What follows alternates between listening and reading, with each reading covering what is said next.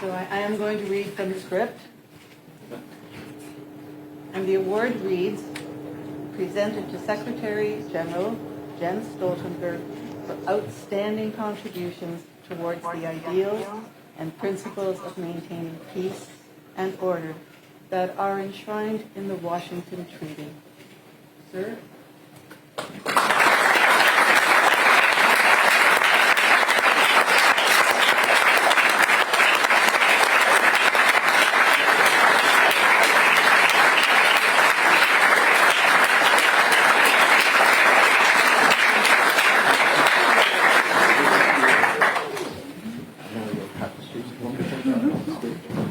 Now we'll be lucky enough to have an address by the Secretary General. Sir.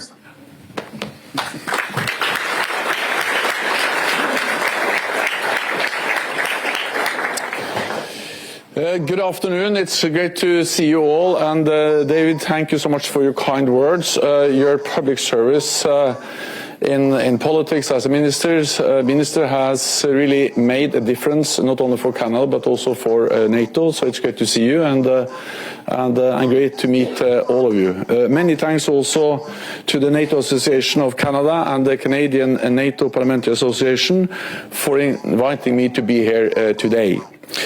It is good to be back in Canada. I feel at home in this country, and last time I was here, I went to Cambridge Bay with Prime Minister Trudeau and the Defence and the Foreign Minister, and we visited NORAD, this early warning radar, and it was actually extremely useful for me to see this myself, and also extremely interesting and great to be in the high north of Canada.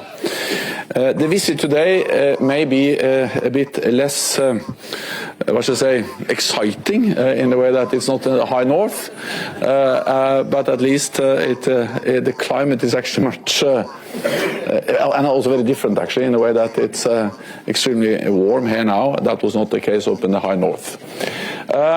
But anyway, thank you so much. It's great to see you all, and I appreciate this opportunity to say some few words. But let me start by express my gratitude and to tell you that it is really a great honor to receive the Louis St. Laurent Award, named after the Prime Minister who oversaw Canada joining NATO back in 1949. And St. Laurent was one of the earliest proponents of NATO as a transatlantic alliance. He understood that the only way to stand up to aggression was for free nations to stand together. He was right then, and he is right now. For today, we face the most challenging, complex and dangerous security environment for generations. In 3 weeks, leaders, the NATO heads of state and government, will meet in Washington for the NATO summit. There we will celebrate the 75th anniversary of our alliance. But this summit will not only be about celebrations, but it will also be an opportunity to make important decisions for the future. There are 3 main issues on our agenda. First, deterrence and defense. We live in a more dangerous world with greater global competition, a new war in the Middle East, and a full-fledged war in Europe. Canada contributes to NATO's deterrence and defense in many different ways. We are very grateful for those contributions, not least on Europe's eastern flank, where Canadian troops lead NATO's multinational battle group in Latvia. And I have had the privilege of meeting the Canadian soldiers in Latvia several times, and every time I met them I've been impressed by their commitment, by the skill, by the professionalism, and I would like to express my gratitude to them, but also to Canada, for everything you do to strengthen NATO's military presence on our eastern flank, and pay tribute to all those who serve and have served in that battle group. In 2014, Russia illegally annexed Crimea, and at that time all NATO allies at the NATO summit in Wales in the United Kingdom decided that we should spend 2% of GDP on defense. At that time, only 3 allies out of all NATO members met the guideline, met the target of spending 2% of GDP on defense. And that was the United States, the United Kingdom and Greece.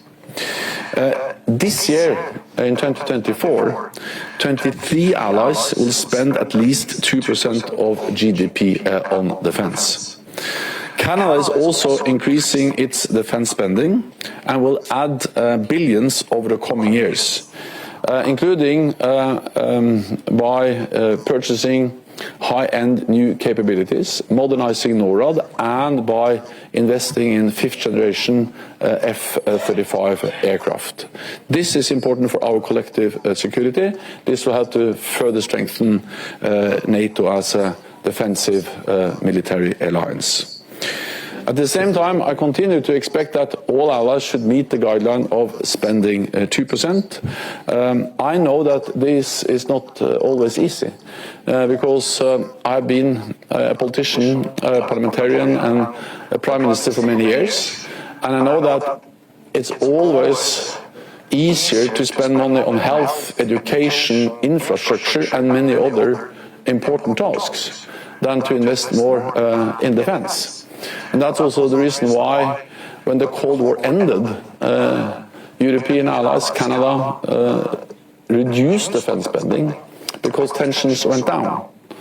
But when we reduce defense spending, when tensions are going down, we have also must also be able to increase spending, investments in our security, when tensions are increasing and are high as they are today. So therefore the reality is that now we need to prioritize defense investments in our security, because we need that to respond to more dangerous and challenging security environment. And as I said, the reality is that that's what NATO allies are doing. 23 allies on 2% or more, and more allies are approaching 2% out of those who are not yet at that target. The second topic for the summit, and the most urgent one, will be Ukraine. Since Russia's full-scale invasion, NATO allies have provided unprecedented levels of support to Ukraine. Again, Canada is really among those allies who have provided significant and substantial support to Ukraine. And not only since the full-scale invasion in 2022, but I was in Ukraine back in 2015, and I remember I visited a training site in the western part of Ukraine, where actually Canadian soldiers, officers, were training the Ukrainians already back then. So not only have Canada provided essential support after the full-scale invasion in February 22, but you are among those allies who have been there for the longest time and helped them also prior to the full-scale invasion. And the support, the training you provided before the invasion proved extremely important when Russia launched the full-scale invasion a couple of years ago. Since the invasion, Canada has provided billions of dollars in aid to Ukraine, including air defense systems, battle tanks and F-16 pilot training, on top of a lot of ammunition and other military equipment and support, which has made a difference on the battlefield for Ukraine. This has been indispensable for Ukrainians to fight back and to survive as a sovereign nation. But this winter and spring, we saw serious delays and gaps in delivering support, with consequences on the front line. We cannot let this happen again, and that is why I expect allied leaders to agree for NATO to lead the coordination and provision of security assistance and training for Ukraine. I also have proposed a long-term financial pledge with fresh funding every year for Ukraine, The more credible our long-term support, the quicker Moscow will realize it cannot wait us out. The sooner this war will end. It may seem like a paradox, but the path to peace is more weapons to Ukraine to convince President Putin that he cannot win on the battlefield.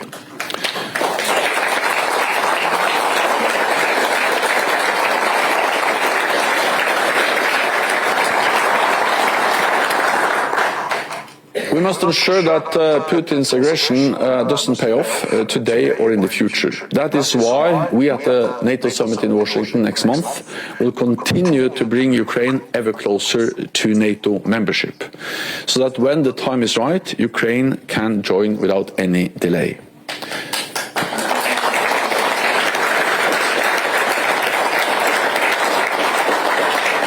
The third major topic at the NATO summit is our global partnerships, especially in the Indo-Pacific. And of course, Canada being both an Atlantic and a Pacific nation, you are aware of both the challenges in Europe, but also in the Indo-Pacific. The war in Ukraine demonstrates that our security is not regional, our security is global. Not least because of the support we know Russia is getting from China and others. Beijing is sharing high-end technologies like semiconductors and other dual-use items. Last year, Russia imported 90% of its microelectronics from China, used to produce missiles, tanks and aircraft.